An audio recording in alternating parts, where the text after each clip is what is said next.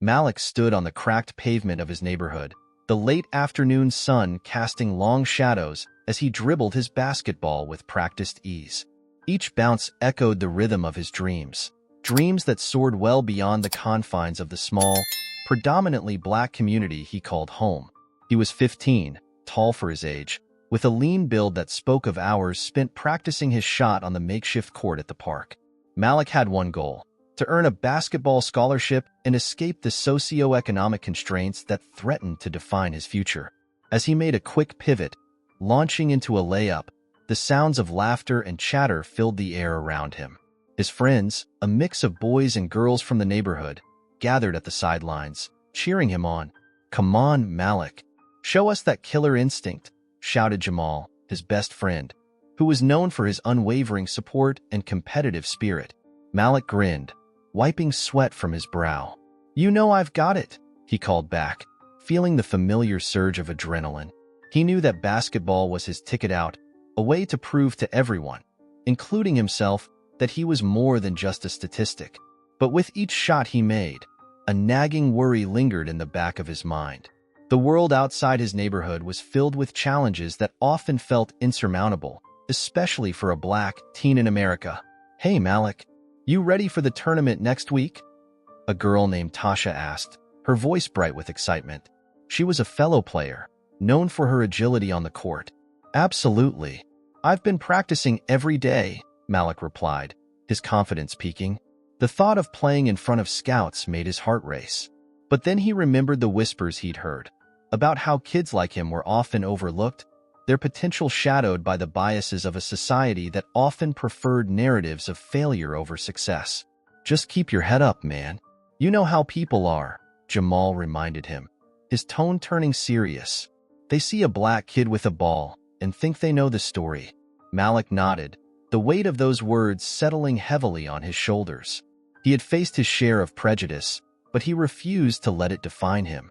After all, his father, Judge Marcus Williams, had instilled in him a sense of pride and resilience, teaching him the importance of standing tall in the face of adversity. As the sun began to dip below the horizon, Malik gathered his things, saying goodbye to his friends. He started the familiar walk home, the ball tucked under his arm. He took in the sights of his neighborhood, the old houses, the street vendors, the laughter of children playing tag. It was home, yet he felt the pull of something greater, a longing for a life beyond these streets. Suddenly, he noticed a police car idling at the corner of the block. Officer Ryan sat behind the wheel, eyeing Malik with a cold intensity. The officer had a reputation in the neighborhood, a reputation marred by accusations of racism and abusive tactics. Malik felt his stomach twist into knots, a mix of fear and indignation swelling within him. As he approached, Officer Ryan stepped out of the car, blocking Malik's path. "Hey, you there!" the officer barked, his voice sharp. "What are you doing around here?" Malik's heart raced. "I'm just walking home, officer. I just finished basketball practice," he replied, trying to keep his tone steady. "Yeah? You sure you're not up to something?" Officer Ryan's eyes narrowed, suspicion dripping from his words. "There was a robbery reported nearby. You fit the description." Malik felt his pulse quicken, confusion flooding his mind. "What? I didn't do anything. I'm just a kid trying to get home," he protested, maintaining his composure even as anger bubbled beneath the surface. "Save it. I've seen enough kids like you in this neighborhood," the officer retorted, stepping closer, invading Malik's personal space. "You think I'm just going to let you walk away?" The tension escalated, and Malik felt the urge to run, but he stood his ground. "I'm not doing anything wrong," he insisted, glancing around for help. Bystanders paused, some pulling out their phones, but no one stepped forward. The officer's hand shot out, grabbing Malik's arm. "I said, don't move." His grip was tight, and Malik winced, the fear of being wrongfully accused gnawing at his insides. "Let me go," Malik cried, his voice rising in desperation. "I didn't do anything. Help." But the officer's grip only tightened, and Malik realized that this moment, this unjust confrontation, was about to define him. As he looked into the eyes of the bystanders, he could see their uncertainty. Would they stand with him, or would they look away? The weight of the world pressed down as he faced the raw reality of being a black teenager in America, caught in a system that often failed him. Judge Marcus Williams raced down the street, the familiar pulse of adrenaline surging through his veins as he approached the scene. He had received the phone call moments ago, a frantic voice on the other end detailing how his son, Malik, was being accosted by Officer Ryan. The sun hung low in the sky, casting long shadows that seemed to stretch ominously toward the unfolding chaos. As he arrived, he saw Malik, his boy, standing stiffly, his hands raised slightly, eyes wide with a mix of fear and defiance. Officer Ryan loomed over him, a menacing presence, his face twisted in a scowl. The air was thick with tension, the kind that made it hard to breathe. "Malik," Judge Williams shouted, striding forward, the authority in his voice cutting through the murmurs of the small crowd that had gathered. "What's going on here?" Officer Ryan turned, surprise flickering across his face before it hardened again. "This kid was hanging around here, Judge. He fits the description of someone who just robbed a store nearby." "Fits the description?" Marcus stepped closer, his expression fierce. "You don't have any evidence, Ryan. You're harassing my son because of the color of his skin. How dare you?" The crowd shifted, a mix of support and skepticism evident in their expressions. Some whispered among themselves, while others looked on with raised eyebrows, unsure of what to believe. "Stay out of this, Marcus," Officer Ryan snapped, stepping towards the judge with a menacing posture. "This isn't your courtroom. It's the street, and I'm doing my job." "Your job?" Marcus scoffed, his voice rising. "Your job is to protect and serve, not to intimidate innocent kids based on assumptions. You know better than this." Malik watched the confrontation unfold, his heart racing. He felt a wave of conflicting emotions, relief at seeing his father, but also a deep-seated anger boiling inside him. He wanted to scream that he hadn't done anything wrong, that he was just a kid trying to get home. Instead, he stood frozen, trapped between the two men he admired yet feared. "Maybe you should leave the law enforcement to those who actually know what they're doing," Officer Ryan retorted, his eyes narrowing. "You're just making this worse for your son." "Worse?" Marcus exclaimed, incredulity coloring his tone. "You're the one making it worse. You're perpetuating a cycle of fear and prejudice. Do you think this is how a good cop behaves?" The bystanders murmured, some nodding in agreement, while others cast wary glances at Malik, their skepticism lingering like an unwanted shadow. "I'm just following protocol," Ryan said defensively, folding his arms across his chest. "You don't know what it's like out here. There are real criminals, and we have to be vigilant." "Vigilant? Or just biased?" Marcus shot back, his voice steady despite the rising tension. "You're targeting my son because he's black, plain and simple. This isn't about vigilance. It's about racism." Malik felt a swell of pride at his father's words, but it was quickly eclipsed by the weight of the situation. He wanted to tell his father that he was okay, that he could handle it, but the words wouldn't come. "Maybe if you didn't raise him in an ivory tower, he wouldn't be acting out like this," Ryan sneered, his voice dripping with disdain. Marcus took a step back, the insult hitting harder than any physical blow. "You don't know my son," he said quietly, the hurt evident in his voice. "Malik is a good kid, and he deserves better than this." For a moment, silence fell over the crowd as they absorbed the confrontation. Malik felt his heart thudding in his chest. "Dad, I'm fine. I just want to go home," he finally said, his voice barely above a whisper, yet it carried a weight that resonated deeply with those around him. Marcus turned his attention to Malik, his expression softening. "I know, son. Let's get out of here." But before they could move, a woman from the crowd stepped forward, her brow furrowed with concern. "I saw the whole thing," she said, her voice steady. "He didn't do anything wrong. You can't just assume he's guilty because of the color of his skin." Malik's heart soared at her words, a flicker of hope igniting within him. Perhaps not everyone believed the lie that was being spun around him. "Thank you," Malik said, his voice gaining strength. "I didn't do anything wrong." As the crowd began to murmur in agreement, Marcus turned to Officer Ryan one last time, his eyes blazing with determination. "This isn't over. We will hold you accountable." With that, he took Malik's hand, and together they began to walk away, the tension of the moment still crackling in the air. Malik felt a mix of anger and shame churning in his stomach, but his father's presence was a balm against the chaos. "Malik," Marcus said softly as they reached the edge of the crowd, "remember this moment. We will fight this together." Malik nodded, feeling the weight of his father's words settle over him. He knew the road ahead would be difficult, but with his father by his side, he felt a burgeoning sense of resilience igniting within him. Malik sat on the edge of his bed, staring at the wall, his thoughts a whirlwind of confusion and anger. The encounter with Officer Ryan replayed in his mind like an old video stuck on repeat. He could still feel the officer's grip on his arm, the adrenaline coursing through his veins. He shook his head, trying to dispel the memories, but they clung to him like a shadow. "I can't just let this go," he muttered to himself, determination sparking within him.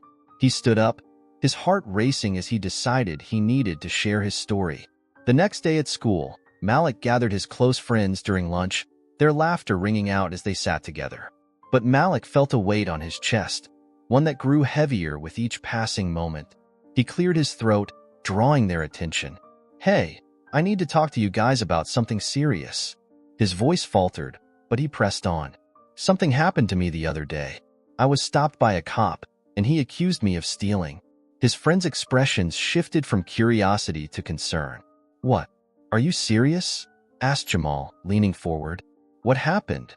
Malik took a deep breath, recounting the incident with Officer Ryan, his voice steady despite the tremors of anger beneath. "He didn't even ask if I was okay. He just assumed I was guilty because I was in a neighborhood that wasn't mine." "Man, that's messed up," said Kayla, shaking her head. "You didn't do anything wrong." "Yeah, it's not fair," Malik replied, feeling a rush of solidarity from his friends. "I shouldn't have to feel scared just because of the color of my skin." The conversation sparked a fire among them. One by one, they began sharing their own experiences of prejudice and unfair treatment. Malik listened intently, feeling a sense of camaraderie building within the group. They spoke of times they felt judged or disrespected, moments that echoed Malik's own feelings of vulnerability and frustration. "What can we do about it?" Jamal asked, his brow furrowed with thought. "We can't just let this go unnoticed." Malik's heart began to race with possibilities. What if we organized a meeting? We could invite people to talk about these issues, raise awareness, he suggested, his voice growing stronger. "It's not just about me. It's about all of us." The group nodded in agreement, enthusiasm bubbling up as they brainstormed ideas. They planned to talk to their teachers, to get permission to hold an assembly where they could share stories and discuss the impact of racism in their community. Malik felt a sense of purpose igniting in him, a flame of hope that had been dimmed by the recent events. Meanwhile, at the police department, Officer Ryan sat at his desk, his mind clouded with self-justification. He'd received a call from his superiors regarding the incident with Malik, but in his mind, he was merely doing his job. "I was just being cautious," he muttered under his breath as he reviewed the case notes. "You can't be too careful these days." His partner, Officer Jenkins, ambled over, concern etched across his face.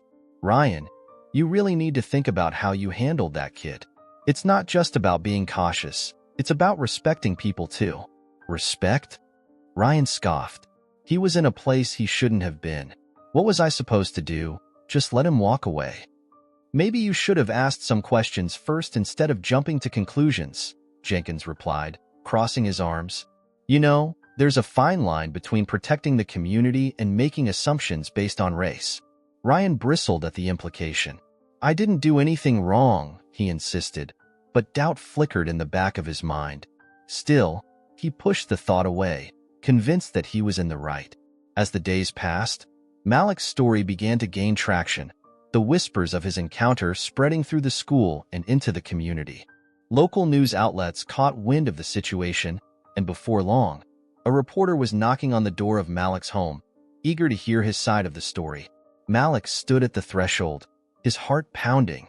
"Do I really want to do this?" he wondered, his palms sweaty. But deep down, he knew he had to. This wasn't just about him anymore. It was about everyone who had ever felt the weight of prejudice. "This is my chance to be heard," he reminded himself, steeling his resolve. He opened the door, ready to share his truth with the world. As the media coverage of Malik's story intensified, the atmosphere at school became charged with tension. The once harmonious hallways echoed with the whispers of divided opinions. Malik could feel the eyes of his classmates on him, some filled with empathy, others laced with judgment. The cafeteria, usually a place of laughter, morphed into a battleground of ideologies. "Did you hear what Malik said? He's just trying to get attention," one student sneered, leaning back in his chair, arms crossed defiantly. "Yeah, but what happened to him was wrong. That cop was out of line," another retorted, her voice rising above the din. Malik sat at a table with a few friends, his stomach in knots. He watched the debate unfold, feeling both supported and isolated. It was as if he were a ghost in his own life, spectating the chaos but unable to truly engage. "Malik, you okay?" asked Sarah, a close friend who had always stood by him. He forced a smile, trying to mask the weight of the situation. "I'm fine. Just, it's a lot. Don't let them get to you. You have people who care about you." "We're with you," she said, her eyes earnest. But Malik's heart sank as he caught sight of some students whispering and casting glances in his direction. The divide was palpable, and he felt the burden of expectation resting heavily on his shoulders. Meanwhile, at home, Judge Marcus Williams was preparing for the legal battle ahead. He sat at his desk, surrounded by law books and notes, the dim light of the lamp casting a warm glow over his worried expression. His mind raced with thoughts of the potential implications of taking on Officer Ryan, a fellow officer who had long been a part of the community. "Dad, are you sure about this?" Malik asked during dinner, his voice tinged with concern. "Malik, I'm not just doing this for us," Judge Williams replied, his tone firm yet soft. "I'm doing this for everyone who has faced injustice. We can't let fear dictate our actions." "I just don't want it to get worse," Malik admitted, pushing the food around his plate. "It might, but standing up for what's right is never easy," his father said, his gaze unwavering. "We have to be brave, even when it feels impossible." Malik nodded, absorbing his father's words.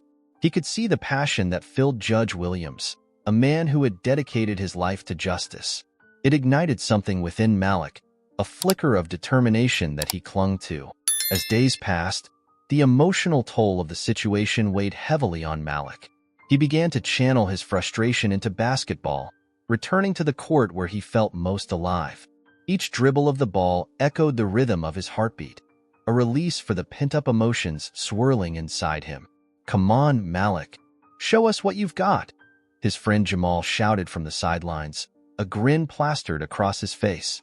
With every shot he took, Malik felt a sense of catharsis. The weight of societal prejudice and personal anger faded with the swish of the net, if only temporarily. On the court, he was not just Malik, the boy who was wrongfully accused. He was a player, a competitor, and in those moments, he felt a semblance of control over his narrative. "Let's hit that three-point line," Jamal encouraged as Malik pivoted and launched the ball. It sailed through the air and nestled perfectly in the basket. "Nice shot," the group cheered, and for a fleeting moment, Malik felt a rush of joy that had been elusive since the incident. But even as he found solace in basketball, the reality of the situation loomed large. Malik couldn't shake the feeling of being watched, of being a target in a community that was split down the middle. He often wondered about Officer Ryan. What drove him to such a violent assumption? Was it fear? Prejudice? "Hey, Malik," a voice interrupted his thoughts. It was Sarah again, her face brightening as she approached. "I heard you're going to the game next week. You should totally play." "Yeah, I guess," Malik replied, trying to muster enthusiasm. "You guess," she laughed, nudging him playfully. "You're going to crush it. Just remember, we're all rooting for you." As Malik watched her walk away, he felt a surge of gratitude. Despite the backlash, there were still those who believed in him. The fight for justice was far from over, but Malik was learning to navigate the complexities of his reality, one dribble at a time. The courtroom buzzed with a palpable tension as Malik sat beside his father, Judge Marcus Williams. The air was thick with anticipation, a collective holding of breath from the gathered spectators. Malik's heart raced as he glanced at the jury, their faces a mix of curiosity and skepticism. He could feel the weight of their gazes pressing down on him, and he fought the urge to fidget. "Just remember, son," Judge Williams whispered, his voice steady and reassuring, "you are not alone. Speak your truth." Malik nodded, though his throat felt dry and tight. The trial was a culmination of everything he had been through, a confrontation not just with Officer Ryan, but with the very prejudices that had shaped his life. He could see Officer Ryan across the room, his posture arrogant as he sat with his legal team, the smirk on his face a stark contrast to the gravity of the situation. The judge entered, and the room fell silent. Malik's pulse quickened as he prepared himself for the ordeal ahead. "Court is now in session," the judge declared, his voice resonating through the room. "We will begin with the testimony of the plaintiff's witness." As the first witnesses took the stand, Malik felt the tension rise. Each testimony painted a picture of the day's events, but the narrative seemed to twist and turn, often favoring Officer Ryan's account. Malik clenched his fists, frustration bubbling within him. How could they overlook the truth? "Mr. Williams," the prosecutor finally called, gesturing for Malik to approach the stand. He stood, his legs trembling slightly, and made his way forward, the eyes of the courtroom boring into him. As he took his seat, he glanced at his father, who gave him an encouraging nod. "Can you please state your name for the record?" the prosecutor asked, her tone professional yet warm. "Malik Williams," he replied, his voice steady despite the nerves coursing through him. "Malik, can you describe what happened on the day in question?" she prompted. Taking a deep breath, Malik recounted the incident, feeling the weight of his words as he spoke. "I was just walking home from basketball practice when Officer Ryan stopped me. He accused me of stealing. I was scared. I didn't know why he thought I was a criminal just because I was in a different neighborhood." The prosecutor leaned in, her gaze focused. "And how did Officer Ryan treat you during this encounter?" Malik paused, the memory of the officer's aggression flooding back. "He was aggressive. He grabbed me and pushed me against the car. I told him I hadn't done anything wrong, but he wouldn't listen." The murmurs in the courtroom grew louder, and Malik could feel the weight of judgment in the air. He swallowed hard, trying to maintain his composure. "Thank you, Malik," the prosecutor said, giving him a reassuring smile. "No further questions." As Malik stepped down, the atmosphere shifted. Whispers rippled through the audience. He returned to his seat next to his father, who placed a comforting hand on his shoulder. "You did well, son," he said quietly. The trial continued, and the defense began to present its case. Officer Ryan took the stand, his demeanor confident. "I saw a suspicious individual in a high-crime area," he stated, his voice firm. "I had reason to believe Malik was involved in the robbery. Isn't it true that you have a history of racial profiling?" the prosecutor challenged, her tone sharp. Malik's heart raced. He could sense the tide beginning to turn. As the defense struggled to maintain credibility, shocking evidence began to surface. A series of past complaints against Officer Ryan revealed a troubling pattern of racial profiling. The courtroom gasped as the prosecutor laid out the facts, each one a blow to the officer's claims. Malik felt a surge of hope. Perhaps justice was finally within reach. The atmosphere shifted dramatically, and just as the tension peaked, a surprise witness stepped forward, one of the bystanders who had recorded the confrontation on their phone. Malik's heart leaped as the witness took the stand, a young woman with determined eyes. "I saw everything," she asserted, her voice steady. Malik wasn't doing anything wrong. Officer Ryan was out of line. "Can you tell us what you recorded?" the prosecutor pressed. She nodded, pulling out her phone. "I have video evidence that shows Malik was innocent." Malik felt a rush of emotion wash over him. This was it, proof that could change everything. As the video began to play, Malik held his breath, the truth finally unfolding. In that moment, surrounded by the support of his father and the community, Malik felt a sense of empowerment he had never known before. This was his story, and he would not let it end in silence. The courtroom buzzed with tension as the video evidence was finally presented. Malik sat rigidly in his chair, his heart pounding in his chest. The screen flickered to life, illuminating the faces of those in attendance. As the footage played, the silence in the room became palpable. The recording captured the moment when Officer Ryan had confronted Malik, his aggressive demeanor unmistakable. Malik could see himself in the video, a young black teenager being unjustly accused, his fear evident even through the lens of the camera. "Look at him," a voice whispered from the back of the courtroom, followed by a murmur of agreement. Malik felt a wave of emotion wash over him. This was the moment he had been waiting for, proof of his innocence, tangible and irrefutable. His eyes darted to his father, Judge Marcus Williams, whose expression was a mix of pride and fierce determination. Malik could sense that this was not just a victory for him, but a stand against the systemic racism that had plagued their community for far too long. The video ended, and the courtroom remained in stunned silence. Malik took a deep breath, swallowing hard as he prepared for the judge's remarks. This footage is a powerful reminder of the realities that many individuals face. Judge Williams began, his voice steady yet filled with emotion. "It is not enough to simply say we stand against injustice. We must actively work to dismantle the systems that perpetuate it." Malik's stomach churned as he listened, feeling every word resonate deep within him. The judge continued, "Officer Ryan's actions were not isolated. They are symptomatic of a larger issue within our law enforcement practices. We must confront this head-on and demand accountability." As the judge delivered his powerful statement, Malik felt a mixture of relief and anger. The injustice he had faced was finally being acknowledged. The judge concluded his remarks with a firm declaration. "Officer Ryan is found guilty of misconduct. He will face suspension and potential criminal charges for his actions." The gavel slammed down, punctuating the moment with finality. A murmur rippled through the courtroom, some people exchanging looks of disbelief, while others nodded in agreement. Malik's heart swelled with vindication. In that moment, he felt an overwhelming sense of empowerment. He had fought back against the narrative that sought to define him. After the trial, Malik stepped out into the hallway, where a small group of reporters had gathered. "Malik," one shouted, pushing a microphone in his direction, "how do you feel about the verdict?" Malik paused, searching for the right words. "I feel relieved," he began, his voice wavering slightly. "But this isn't just about me. It's about everyone who's faced injustice. It's time for us to stand up and demand change."